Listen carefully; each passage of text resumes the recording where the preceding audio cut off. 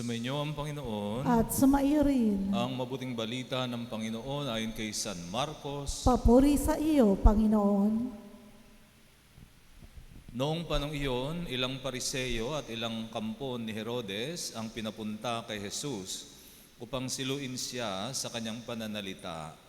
Lumapit sila sa kanya at ang sabi, "Guro, nalalaman po namin kay tapat at walang pinangingimian sapagkat pareho ang pagtingin ninyo sa lahat ng tao.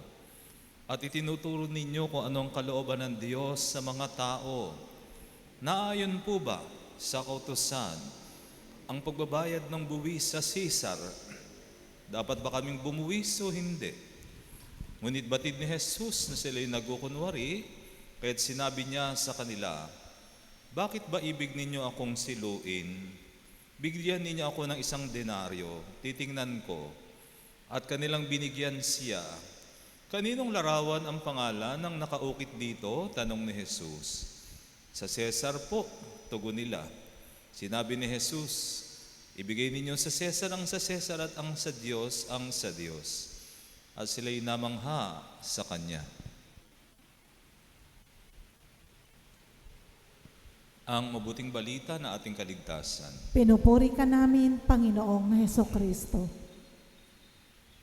Ang ginawa ng mga Sanhedrin ay kay Jesus ay isang pagsubok, isang patibong na alinman ang sabihin o piliin ni Jesus ay magagalit sa kanya ang tao, no? Ang mga Hudyo. Pag sinabi niyang dapat kayong magbayad ng buwis sa Cesar, ay magagalit sa kanyang mga Hudyo dahil ayaw ng mga Hudyo ang ginawang pagsakop ng mga Romano sa bayang Israel. Para sa mga Hudyo, kay Yahweh lamang sila dapat magbigay ng kanilang ikapu, no? Ng bahagi na ng kanilang kita, at hindi sa Roman Empire, hindi sa Caesar. Kaya tuwing sila'y hinihinga ng buwis ng Roman Empire, ito'y mabigat sa kanilang kalooban, no?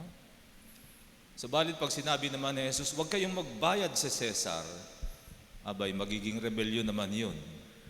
Maaari siyang akusahan na siya'y lumalaban sa hari. So ano man ang piliin at sabihin ni Jesus, magiging kontrabida siya.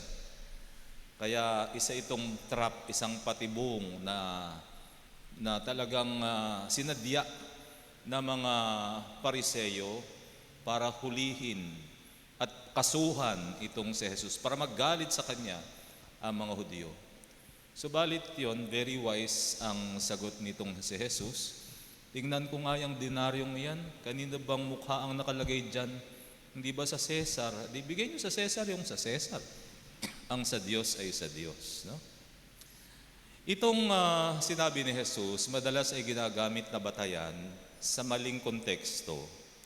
Madalas ito ang ginagamit kapag para bagang nangingialam ang simbahan sa pamamalakad ng gobyerno. No? Ang totoo, pag sinabi mong ibigay sa Cesar ang sa Cesar at ang sa Diyos ay sa Diyos, para mo bang sinasabing ang kapangyarihan ng Diyos ay hindi sumasaklaw sa kapangyarihan ng Cesar? No? Parang ang kapangyarihan ng Cesar walang kinalaman sa kapangyarihan ng Diyos. Kung tutuusin, kung iisipin natin, iisa lamang pinagbumulan ng kapangyarihan, ang Diyos lamang. At sino man naghahari sa mundong ito, maging ang Cesar, ang kanyang kapangyarihan ay nasa ilalim ng kapangyarihan ng Diyos. Iisa lamang pinagbumulan ng kapangyarihan, ito ay sa Diyos nang gagaling. Hindi pwedeng sabihin ng Cesar, ang kapangyarihan ko ay walang kinalaman ng Diyos dito. Kaya nga hindi pwedeng gumawa ng batas ang anumang gobyerno nang salungat sa batas ng Diyos. Kaya nga pag sinabi ng gobyerno na dapat maging legal ang pagpatay sa mga kriminal, sumasalungat siya sa kapangyarihang galing sa Diyos. Dahil ang Diyos mismo nagutos na huwag kang papatay. No? Hindi pwedeng ang kahit anong gobyerno o pamahalaan sa mundong ito ay magiging kahiwalay sa kapangyarihan nagmumula sa Diyos. Hindi yun pwede. Sabagat ang batayan At pinagmumula ng kapangyarihan ay ang kapangyarihang bigay ng Diyos. Kaya walang kapangyarihan ang Caesar, walang kapangyarihan ng kahit sinong hari, walang kapangyarihan ng kahit na anong pamahalaan ang tumayo sa kanyang kapangyarihang salungat sa kapangyarihang galing sa Diyos. Sapagkat lahat ng kapangyarihan sa mundo ay galing lamang sa Diyos. Kaya nga madalas quoted wrongly itong give to Caesar what is to Caesar and to God what is to God, no? Ang totoo, kapag ang tungkulin ng simbahan ang maging konsyensya ng lipunan, kung tungkulin ng simbahan na maging konsyensya ng gobyerno, lalo na sa aspeto ng moralidad, no? Pagdating sa moralidad, tungkulin ng simbahang magsalita, no? Tungkulin ng simbahang maging propeta, sapagat isa sa misyon ng simbahan ay ang maging propeta. At ano ba ang role ng propeta? Sabihin ko ano ang kalooban ng Diyos. At kung may mga bagay na sumasalungat sa kalooban ng Diyos, tungkulin din ng propeta ang magsalita. Hindi pwedeng tumahimik ang propeta sapagat siya isinugo para magsalita, no? Magsalita tungkol sa kalooban ng Diyos. Kaya kung isang propeta ay nakikitang may mali, may sinasalungat, may nasisirang batas ng Diyos, tungkulin ng propeta magsalita. At ito ang ginagawa ng simbahan. Kapag ang simbahan ay may nakikitang immoralidad, kapag ang simbahan ay may nakikitang kamalian, halimbawa, ginagawang normal ang pagpatay, ay tungkulin ng simbahang magsalita laban doon. Dahil ito tungkulin na trabaho, misyon ito na isang propeta. Hindi ito pakikialam sa gobyerno. Dahil ang propeta ay bantay upang matiyak na ang kalooban ng Diyos ay hindi tinatapakan ng kahit sinong pamahalaan.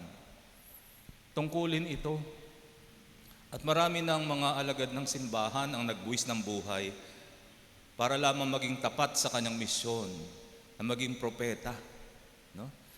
Kaya mali pag ito na ang ginamit na, ito na ang quoted na give to Caesar what is to Caesar, kaya simbahan hindi dapat nakikialam sa gobyerno. Hindi naman tayo nangingialam sa pamamalakad ng gobyerno. Subalit nagsasalita ang simbahan kapag may immoralidad. Halimbawa, gagawing legal ang aborsyon, no? Siyempre magsasalita ang simbahan sapagkat yan ay labag sa kalooban ng Diyos. Halimbawa, gawing legal ang same-sex union, siyempre magsasalita ang simbahan dahil yan ay labag sa kalooban ng Diyos. Yun, nagsasalita ang simbahan kapag may nilalabag sa kalooban ng Diyos. Hindi ito pakikialam sa pamumuno, kundi ito'y tungkol sa paggawa ng batas. Hindi tayo, ang pamahalaan ay hindi pwedeng gumawa ng kahit na anong batas na sumasalungat sa kalooban ng Diyos o sa batas ng Diyos, sapagkat iisa lamang ang pinanggagalingan ng kapangyarihan, ito'y kapangyarihan galing sa Diyos. Nagkakaroon na lamang ng conflict kapag yun nga, sumasalungat ang batas ng tao sa batas ng Diyos. Okay?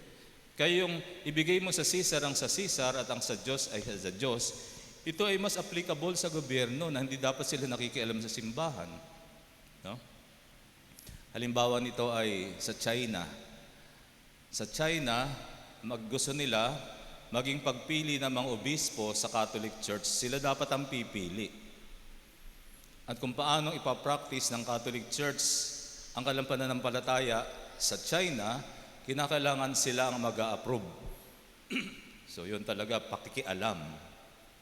Yun ang mali, no? Sapagat mas mataas ang kapangyarihan, ibigay mo sa Caesar ang sa Caesar at ang Diyos sa Diyos ay sa Diyos. Ito ay nagbibigay proteksyon sa mga tao pagdating sa kalayaang sumamba sa pamamarang itinuturo ng kanilang pananampalataya. Halimbawa na lamang, no, may mga ibang sekta na itinuturing na ang magpasali ng dugo ay kasalanan sa Diyos. May ganun no? Hindi mo pwedeng pilitin yung taong yun na magdesisyong labag sa kanyang pananampalataya. Kailangang igalang ng gobyerno yung desisyon ng taong yun, batay sa kanyang pananampalataya. Meron ding mga tao na itinuturing na labag sa kanilang pananampalataya yung ah, yung gumalang sa watawat. May mga ganon, no? Hindi mo pwedeng ipilit dahil pananampalataya niya yun eh. Yun yung tamang konteksto nitong ibigay mo sa Cesar ang sa Diyos at sa Diyos, no?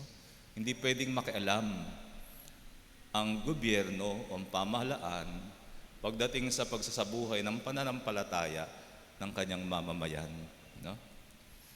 Sa nawa mga kapatid, mas higit nating naunawaan ang sinabi ng Panginoong ito. At lagi nating tatandaan, iisa lamang pinanggagalingan ng kapangyarihan at ito ay kapangyarihang galing sa Diyos.